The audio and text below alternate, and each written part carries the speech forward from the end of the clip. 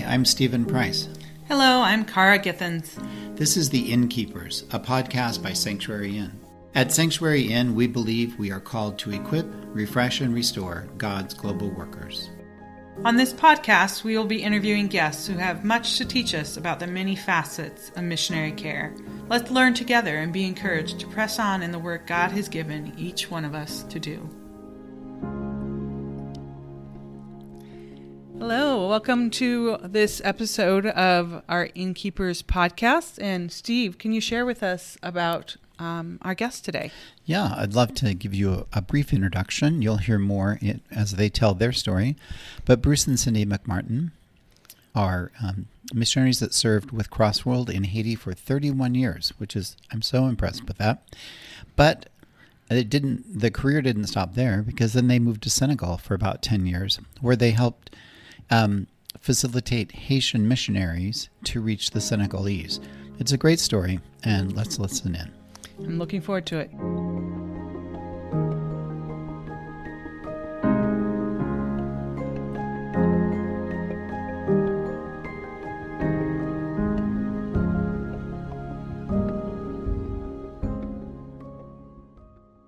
Today on the Innkeepers, we have the wonderful privilege and opportunity to welcome Bruce and Cindy McMartin. So Bruce and Cindy, welcome to you, and please take a minute to introduce yourselves to our listeners. Thank you. Okay.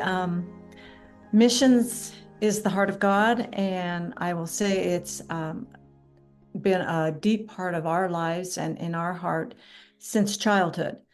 But Bruce and I met at Multnomah Bible College in 1972, and finishing up there, we got married and then went on to seminary. And during our first summer after seminary, we did a 2-month missions internship in Haiti. And after that, we joined Crossworld, chose a mission organization and joined Crossworld, and did some fundraising and a year of language study, and then went to Haiti, back to Haiti in 1982. Our main responsibilities there was involved with the seminary there in Port-au-Prince, Haiti. And we were teachers. I was in the women's program, Bruce was in both. And we, through that time with teaching the students, several things kind of evolved. One of them was working with the graduates after they finished in the seminary and graduated. We got involved with them in some of their ministries. And so that was kind of developed different of our interests, like a street kids ministry for me, and working with a graduate in a church plant and school plant and different things like that. And then also beginning to sensitize our students and eventually the Haitian church to the Great Commission, something that we missionaries had ignored. It's hard to challenge people in a country that are trying to survive each day and aren't eating a meal each day, and to say, you need to be involved in the Great Commission. But, that Great Commission was to all believers, and so they are included in that, and could share you many stories. But as we began to do this, I can remember at some of the missions conference we had, some of the students weeping as they read stats and heard through video testimonies from people in the lost world. And then as, I shared with the ladies group that I was involved with, all Haitians, and chose a country. And these people are people that wanted to be involved and people that pray. And so I chose Nepal as the first country I introduced them to. And the next week when we had the prayer meeting, they said, have you gotten any answers yet? Because I had given them what was happening in that country, the lack. And so they said, are there any more churches? Is there, what has happened? And so that's how they were praying and expecting God to work. And then a pastor getting up in his church and saying, we've got to get behind this. Ladies, if you own 2 dresses today. Go sell one of them and bring your offering so that we can be involved. Men, if you own 2 pair of shoes, go sell one of them so that we can be involved in this Great Commission and sending missionaries and helping to reach the lost around the world. So that was exciting to see that happening. And as we were working with our Haitian colleagues there in the seminary, we started saying, well, where could we send Haitian missionaries to? And Senegal came up as an option. And, it was because they're Black already, they speak the language and their cultures are very similar, and Haitians came, their ancestry was from Africa. So in 2004, we took a team of, Bruce accompanied a team of Haitian pastors, doctors, and dentists to Senegal for this first experience. And there are so many stories even involved in that first trip, how God miraculously changed things and opened doors and provided for it. And as that team came back, it wasn't us who was getting up there and sharing. The team, the Haitian people got up and said, we can do this. We can be a part of it. Of this Great Commission. There is a place for us, and Haiti's been considered as the armpit of society and of the world and everything, all these horrible things going on. And so it was so great to see that they felt like we can be a part of this. And they were sharing that at a pastor's camp and got the rest of the pastors around Haiti excited about it. And one of them preached a message about Joseph, and he used it, what man wanted to do in evil and wickedness, God used for good. And he said, if that's our story, he said, as a Haitian, he said, if we were still in Senegal today, we'd probably be Muslim. But God allowed us to be brought to another country. And in that country, we have heard the gospel and we have come to salvation. And so now it's our responsibility to be a blessing to others, and, in the way that God meant it for good. So it was exciting to see that developing. And as a result of that first team going, we had a missions seminar, and 90 Haitian pastors were there. And as a result of that seminar, that day-long seminar, these 90 Haitian pastors wrote, right that day, we had them break up into groups, and they wrote a resolution, and all of them signed it to give their commitment and desire to be involved in the Great Commission. And so out of that, Haitian Missionary Organization was established. Wow. And amen is right. Yeah.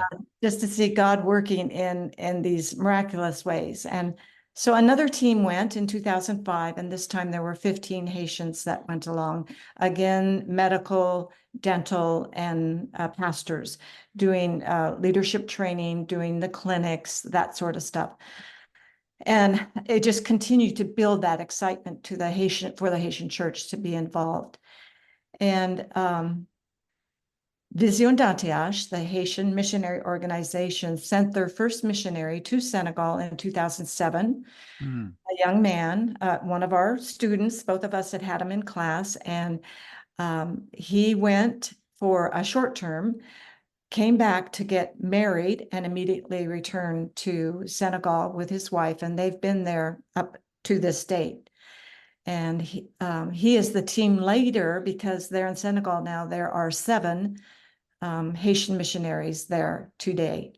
Wow. So just a great way to see how God is at work in that, and the privilege to be involved in all of that, and to see God at work in things that were impossible, but he did them. And we decided to leave Haiti to go to Senegal, thinking that we could be more pulling instead of pushing, and be a help on the receiving end, to help the new missionaries arriving there, to help them get established and have further training. So that's why we left Haiti. We left in 2014, January 2014, and we went to Senegal, and we've spent the last 10 years there, working with our Haitian missionaries, but also working in the Senegalese church, because Senegal is a Muslim country, and the church is growing but immature, and so we were able to be serve the church in teaching and mentoring roles. Wow. So that's kind of been a little It's bit kind of of the big picture, the capsule there. Yeah. And that's just pretty incredible. And I don't imagine, or I don't know. I wonder about when you guys arrived in Haiti and never imagined yourselves in Senegal, and I think that's just so amazing how God worked that out. Amen. Yeah. So Bruce, would you be willing to jump in and share a little bit with us, what were some of the similarities and differences about, doing ministry work in Haiti and in Senegal, and kind of what was that like for you guys? Sure. It was actually a bigger transition to Senegal than we thought it was going to be. A new country, new context. Living in Haiti was harder on all levels. Ministry was easier, but the conditions in Haiti were more severe. It was harder. In Senegal, life was easier, but ministry was harder. In a country that's 96% or plus Muslim, Senegal is a hard place to do ministry and to live. Haiti has its difficulties, but as far as ministry is concerned, it was easier to talk to people about Christ and to strike up a conversation that led to spiritual things.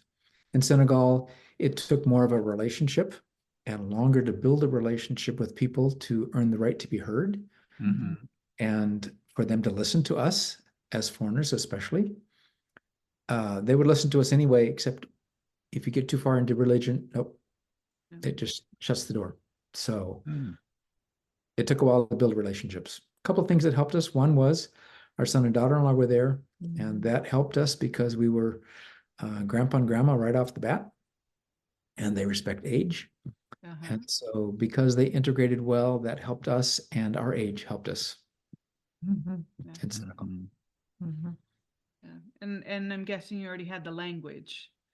Well, they don't speak Haitian Creole in Senegal. Sure. So we had some similarities, perhaps? I don't know. Oh yeah, well, we had to work on our French. We understood French, but we had to work on our French so that we could communicate. One nice thing about Senegal is that their French, it's the common language. There are 39 languages in Senegal, and French, it just happens to be the official language and the common language of all of them. So if I made a mistake in my French, it was no big deal for them because they did also. So that was a big deal.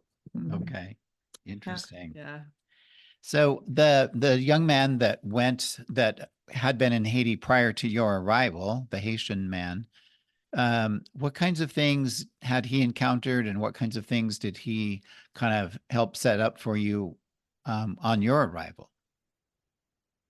You mean the gentleman that was already in Senegal? Right, the one from Haiti that was in Senegal. Roger. Yeah. I'll say one thing right off the bat. He was a hidden foreigner.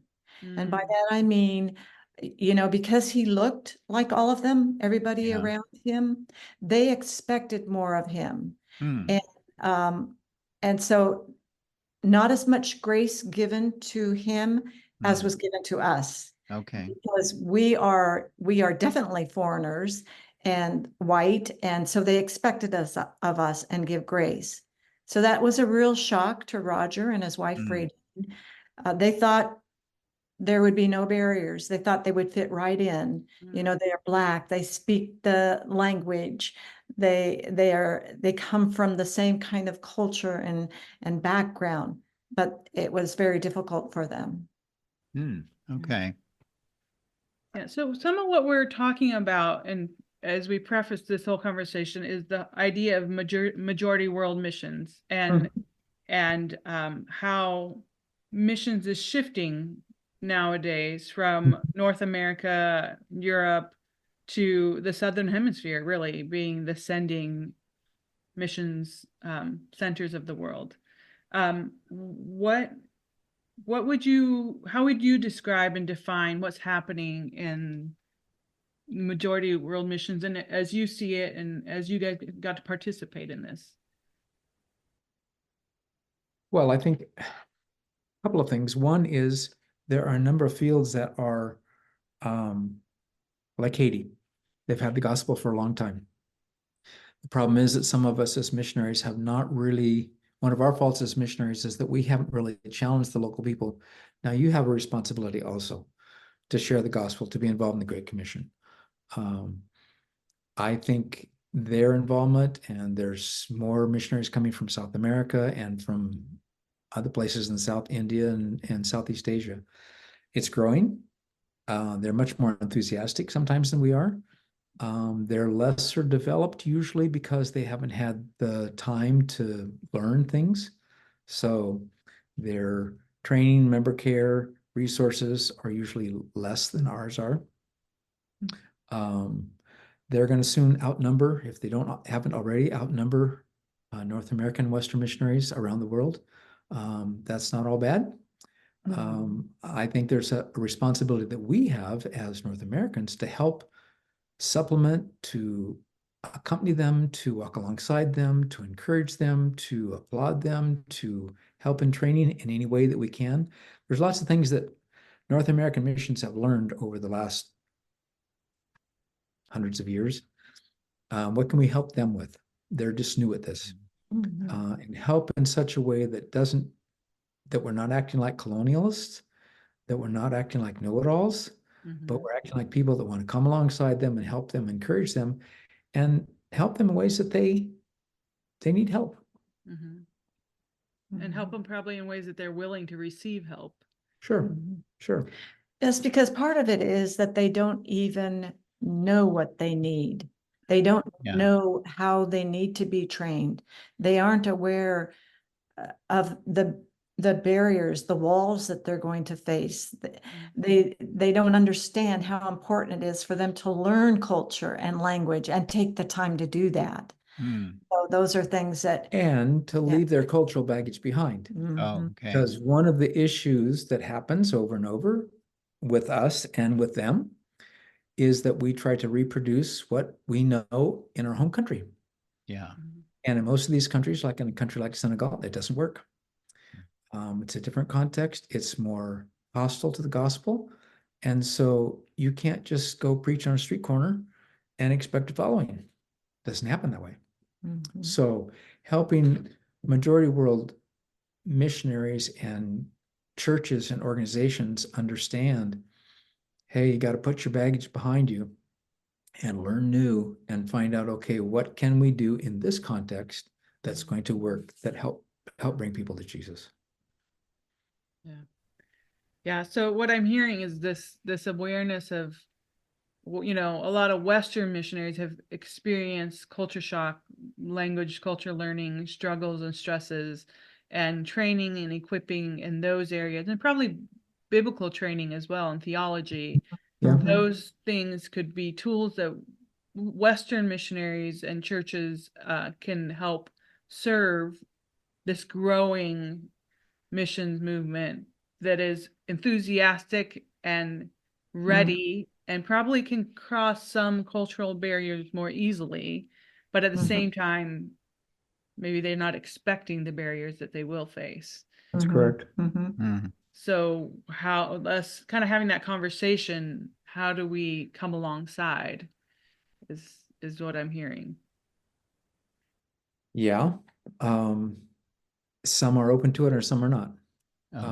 And I think maybe part of our responsibility is to develop relationships with nationals in different countries and or national third majority world organizations and say, hey, how can we help? What can we do to help facilitate you? Vision d'Antioche isn't the only mission majority world missionary organization. I know there are others out there, and we know of other training organizations happening. And so, I mean, we could name a few, but we as North American people, churches, need to ask some questions do some research, find out about these organizations and how we can support them if we aren't going ourselves, but support them and encourage them. And I also think that missionaries, North American missionaries like us, and churches, and a church could ask their missionary, is there a local person that you have worked with in your missionary years in that country, in Brazil, in Haiti, in wherever, that you would recommend, someone that's wanting to go out as a missionary that we could come alongside of and support. I know that several of our supporting churches have started supporting the Haitian missionaries because they heard of them through us. And so find out from your missionaries that your church supports, who is wanting to go, who has a heart for the world, and how can we come alongside that person? And there are ways to do that. Some of them aren't going to be fully supported by their country that they're being sent from. Like, I'll talk from our experience with the Haitians. They are working and living on a very minimal support level. Well, someone could come alongside and say, I will give you the capital to start up a little business that could supplement your support. That is what is happening right now with some of our Haitian missionaries, and that's a need for them. I'm sure that could be over and over again with the missionaries from India, with the missionaries from these other countries that are going to the world. So it's a delicate balance, though, because Sure. we don't want to do when helping hurts. We Right. don't want to perpetuate things, dependency. but there are things that we can fill the gap. We have a lot more expendable money, income than most of them do. So how can we come alongside and work together? They have more personnel. We have more money. So how can we work together? And what can we do together to further God's kingdom? Yeah. There are training places even right here, like World Center. What is it? Culture Bound now. Culture Bound. Yeah. In Yeah. Mexico, and they have a training center in Tanzania that they're working on. Yeah. So support them or support someone to go to that training. Sure. And CAPRO is another organization, It's a Nigerian Nigerian organization that's involved in Africa in a number of places. Okay. Okay. Bam is a big conglomerate of in Latin. national church organizations in Latin America. Yeah. Yeah. So we've talked a little bit about some of the obstacles that majority world missionaries can run into, but let's just talk for a second about some of the strengths that they bring to their ministry. What you've talked about, sometimes language is transferable. Skin color, interesting how a lot of people from other parts of the world can more easily make that transition. What are some other things? Well, another one is they're not American. There's Mm, some places that Americans cannot go. right. It's true. And there's no law that says that a Haitian or a Brazilian can't go. And so why don't we help them go? Skin color is one. Most of them are used to a harder lifestyle, a more simpler lifestyle. Sometimes Americans have more of a higher level of living and standard of living that they have to live by. So it costs a whole lot more money. It was interesting when we took our first team and the second team to Senegal, all Haitians. Kwashi, the man that received us there, the missionary that received us there, at the end, he said, wow, he said, send me Haitians anytime. I'll take them over an American team any day, because he had seen how willing they were to take care of. And they were, they didn't have all these demands and they didn't need all these conveniences. They just slipped right in and took everything because they were used to that, Wow. Okay. I think another advantage they have is most of these believers from majority world, they have a strong dependence on God and a strong faith and prayer life. And even if we could just get those majority world Christians to pray for the Great Commission and that God sent forth laborers, it would make an incredible difference. They know how to pray. Most North Americans don't have to pray. They can pull out the checkbook or the credit card and solve the problem. But most of the world has to pray for sometimes the daily necessities Yeah. and answers. Another thing that I've been working with our Haitian missionaries in their language acquisition during the past few years. And something that we realized as we compared them, because I also worked with our own missionaries from Crossworld that were on our team there.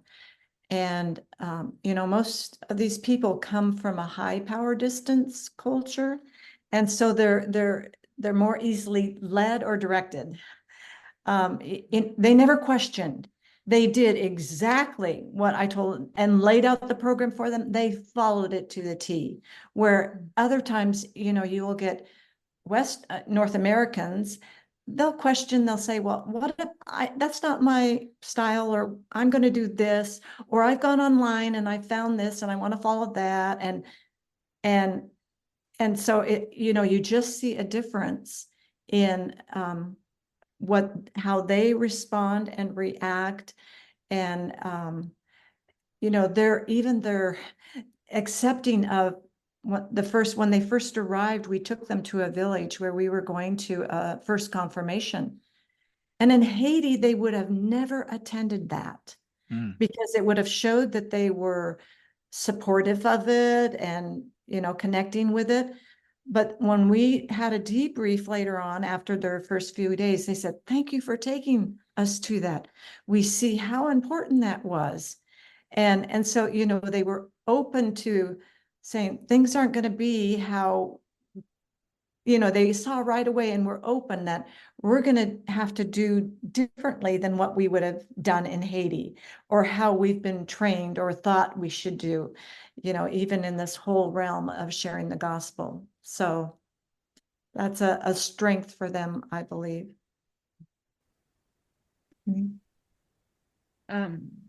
So what are the areas that they need training and equipping? We've touched on some of this, but can you expand a little bit? What are the areas that, maybe you guys trained or you see further need for training? I think one thing that they need to realize that they need training. They need to realize that they need some cultural adaptation training.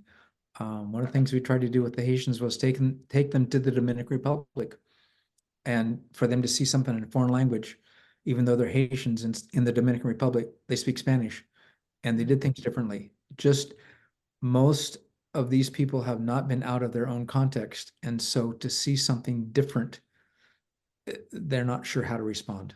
So they really need help in how to adjust and learn another culture and another language. Those are two big ones. I think another thing they need to understand too is how long it takes. That this isn't going to be a quick thing. One of the Haitian missionaries, he had written before he came and he said, in this amount of years, I'm going to have planted a church there in Senegal and trained a pastor and I'll be ready to move on. And, it didn't take him very long to see that's not going to happen. So for the missionary and for their sending church, they put these high expectations. Even we, as American missionaries have felt this. Well, how many converts? How many churches have you planted? They want to see the numbers and get that report. But it takes a lot of time to develop relationships and to earn the right. And so they need to learn that. That's one thing. So the sending church needs to realize that they're going into a different context. So don't be patient with your missionaries and help them understand it's a new context, and don't ask them every year, okay, so how many people have you witnessed to? How many people have come to Christ? Because maybe it's zero. Yeah. Because it's a different context, and the sending church from a majority world doesn't always understand the new context that they've sent their missionary to. Sure. And I think needs to be a growing understanding of the long game of it. It's Yes. not exactly a quick, we're sending people that it's going to take time, like you've been talking about, to earn that credibility to even speak of any piece of the gospel. Right. they have to go as learners, not someone who's already, that's coming with all the solutions. I had an American missionary come to me and say, Cindy, they're in Senegal, Cindy, I want to teach, and I never get asked to, and I said to her, well, you have to be a learner before you're going to be a teacher. And part of that is getting involved and participating in the lives of people around them too. And so even when we went to Senegal, we had been 31 years in Haiti, but we started all over as babies. That we are coming, we don't know this culture. We're coming to learn and to observe, to get to the point where we have built some relationships and then can maybe be of use in this country. So you have to come with that attitude. You can't come with, I know it all, I can do this. No. And it's hard because you've had training, you've had years of experience, and you know how to do things. The only problem is not in the new culture. Absolutely. What have you seen some churches step up in terms of equipping in the majority world? Have you seen some organizations and or churches kind of step up in the equipping game as they send and prepare people to go overseas? Not lots. I can speak to one. Our son and daughter-in-law have become involved with CAPRO, which is a Nigerian mission organization. They themselves are with Ethnos 360 and have spent a number of years in Senegal and are beginning to, or they were asked if they would come and help CAPRO with language and cultural acquisition. So they realized that they needed some help in that. And so they asked for help. So there's some out there. I'm sure there's lots more, but. And just Vision Dantiash, they have begun because they've realized that they're missionaries that they're sending out. So that's why they took them to the DR, Dominican Republic, was to start getting them, putting in front of them, this is what it's going to be like, and you're going to be in a different culture, and you're going to have to learn and be an observer and a learner. So we know a little bit from Vision Dantiash because they are conscious of the need to do that for their missionaries. So what would you say are some ways that the churches, we touched on this a tiny bit, but I think there's more that can be said, that the sending church can grow in how they're caring for those they're sending? Well, one issue that most sending churches from the majority world have not even thought about is missionary kids. So what are the kids of these missionaries going to do? They're a third culture kid.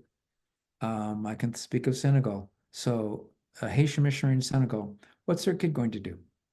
They don't know Haitian Creole well, so they won't be able to go back to Haiti. Or maybe would never want to go back to Haiti, especially at a time like this in that country. So what do they do for future schooling? So let's say they get through primary school and secondary school, and then what? And it's a big issue, not only for the kids as they grow up, but then even as the missionaries are there, sometimes as a foreigner, you want your kids to go, well, all the other missionaries are sending the kids to Dakar Academy. Well, Dakar Academy is expensive. So how do I send my kids when I don't make enough money to Dakar Academy where all the other missionary kids are going? So there's a bit of a difficulty there with a lot of the majority world missionaries that don't have enough support to send their kids to one of these schools. So where do they send their kids? So child education and the future of their kids is a big issue that most majority world churches or missionaries have not thought about. Yeah, and I'm guessing even North American missions have just thought about that. Yeah, for sure. Yeah. There's still a lot of growth in that area here from Yeah. the Western missions. Yeah. It is also maybe a strength, though, or a positive aspect of these majority world missionaries, because sometimes because they can't afford to go back and forth to their countries, and because of, their kids, they make their new country their permanent home. Mhm. And so right off, they're in long term. That's the thought. Yeah. More like they're an immigrant with bringing the gospel. Yes, that's right. Right. That's right. Right. Some of them do wash out, and it's because of the lack of member care. It's because of the lack of resources. It's because of the lack of accountability. It's because of the lack of training. And isolation. And yeah. Out of sight, out of mind. Sometimes they're sent out, and a lot of enthusiasm when they're sent, and people shower them with love and gifts, and then they're gone and we forget. Yeah. And many majority world churches are not used to paying something every month. So it's difficult for them. Yeah. One recent article that I read talked about options to help majority world churches. And one was, okay, so let's say missionary Roger, and he has 13 churches. So each church, you have a whole year to raise 1 month support. And your January support, and this church B, your February support. So you have February to come up with that support. So, and then the 13th one would be a Christmas gift. So just splitting it up either by individuals or by churches and say, okay, you got a whole year to come up with 1 month support. I thought that was a great idea as far as helping creative ways to help finance and fund missionaries for the majority world. Yeah, I'm sure MK's finances, there's a lot of, the whole life of the missionary on the field needs to be considered. And I'm a missionary kid from Brazil, and my parents are a part of training Brazilians to go. And I remember learning that Brazilian MKs couldn't re-enter the Brazilian school system once they were out of it. So then that was a whole issue that they were wrestling with and trying to help their students consider the options. And, there's a lot to consider for sure. And also, what about veteran missionaries like we are or were doing the same thing that we did? Yeah.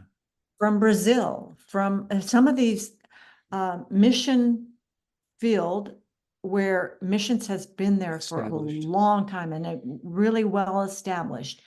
A veteran missionary picking up and saying, I will go with you to X, and let's do this together. To learn life and learn language and learn culture together. Wow. And couldn't we excite some of our missionaries who have been on a field for quite a number of years to say, before you finish out, spend the last 15 years or however many years working with missionaries from your country, with the people you love, and seeing them succeed and flourish in a new, more unreached country around the world. Yeah. Because you can mentor them then. Right, sure. And because you've already had to learn how to learn, in essence. Yeah. So I'd love to see that happen. I'd love to see the missionary world be challenged with that. Yeah, I've met more than one missionary that has come back to the States and then decided they weren't ready to retire to America. It just wasn't going to work. But what about if they quote unquote adopted a mission field and were devoting their life to mentoring those that were coming to serve from a majority world mission? So sure. And if they can't go in person, it would be better if they could do some in person, but there's a lot you can do via Zoom or WhatsApp technology right now, and then maybe make a couple trips, throughout the time. We are spending a good amount of time keeping up with our Haitian missionaries in Senegal, because they're wanting the counsel, they're wanting the help, they're wanting someone to talk to, they're wanting someone to get some feedback from. So, it could be done not in person also. Yeah. Mm-hmm. So what would you say are some resources or tools that are available in this whole area of majority world missions, are there any books or agencies or anything? You touched on the name a few agencies, but Yeah, I don't have a list of books off the top of my head. I would recommend Culture Bound. They're in Portland, here in Portland, that has not only training sessions online, but do training sessions in other countries, even do training sessions in churches, local churches. Yeah. So that's one that I know of, and I know who's responsible for it and been involved with them somewhat in the past. So I could highly recommend them. Have a friend who's involved in a Center for Training of Intercultural Missions in Togo, West Africa, that is involved in training Togolese to go to the Muslim world, especially north. But that could be any missionary, you know, like a Brazilian, a Latin American, or a Mexican, or I mean, the principles, the training is going to be the same, you know, so it wouldn't just have to be Africans, both at Capro and at this one in Togo. And I think there's more room for that. I think there's more room for other agencies or other groups to form some kind of training. One's not going to fit everybody. Right. So let's brainstorm. What else could be done? Where else is there a need for training? Yeah. It sounds like certainly a prayer request to put out there is just for God to raise up trainers from the majority world that would feel that they have that responsibility and skills to be able to do that. So, and I guess some mentors too from maybe foreign veteran missionaries that could be mentors for some of these either trainers and or missionaries. Yeah. So as we kind of wrap up, let's kind of go that direction. Let's talk about words of encouragement to people who are considering what their next step might be, or words of encouragement to those that are thinking about getting involved in majority world or serving in majority world missions. I'd say go for it. Get involved. Find somebody that you can team up with. If you don't ask somebody, ask your pastor, ask somebody from a mission organization. A lot of the major mission organizations are thinking through how they can be involved with majority world missionaries. So ask, look, you can find things. Support them financially. I'm sure you guys know some, we know some. Ask again of people that are involved in this already that you could be involved with, and see what God's doing. It's exciting to see what God's doing. Like Cindy said already too, the possibility of maybe helping to come up with some capital funds to help some of these people start. If you go to start a boutique or whatever, how do you start it if you're not getting enough money? So a capital, not maybe monthly support or normal support, but maybe a capital support just to help them get going so they can be partially supported from that. Walk alongside them, encourage them, pray for them. Pray the Lord of the harvest that he'll send out missionaries. And that they will succeed, that they will get the training they need, and that they will be able to succeed in this new venture for them. We want to see the third world reaching the majority world. I mean, we want to see, we have failed in the West so much. We want to see them do even better than we've done. Sure. So, and not repeat the same mistakes we've made. Yes. Right. Yeah. Yes. So if we are active participants in that, I think we can, spur them on. Yeah. I know there's such a push right now to try to recruit people who are retiring and trying to recruit them into some short-term mission opportunity. And I just think that there's men and women that could easily step in and help train someone in starting a business or help someone, get adapted in a third world, in a new culture, a new environment. So anyway. Yeah. Great. Well, thank you so much for sharing your life story, your experience, hard-earned wisdom, and thank you for taking the time to just share with us some of what you have seen and experienced in this majority world mission. So thanks for your time today. Thanks for asking. You're welcome. We're still learning. Yeah. Yes, aren't we all? Thank you. Thanks.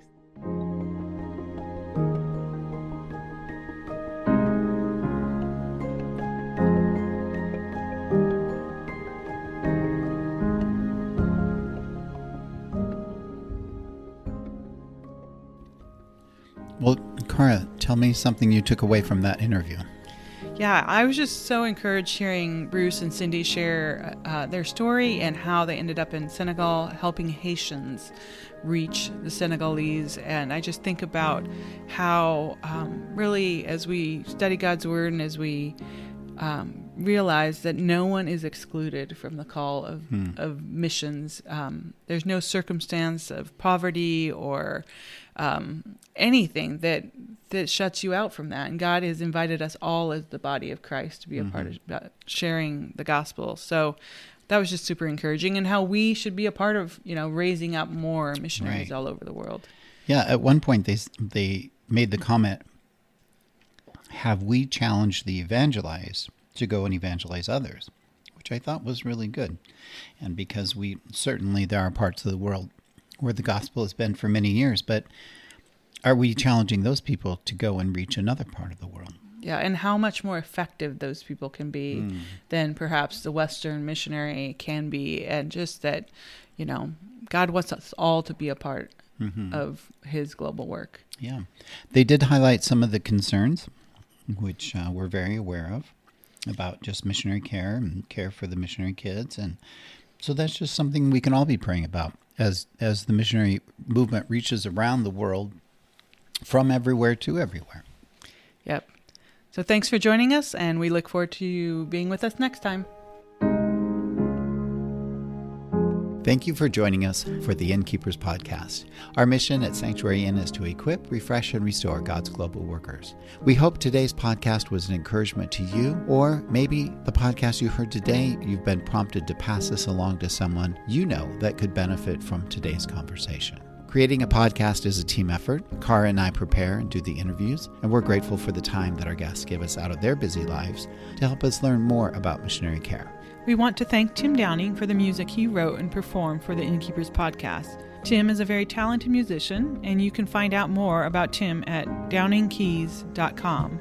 Our podcast is edited by Javier Bolanos, and our website and show notes are prepared by Micah Githens, my amazing husband. You can visit the Sanctuary Inn website to see more of Micah's great work at sanctuaryinn.org. Thank you for joining us on our journey to learn more about missionary care.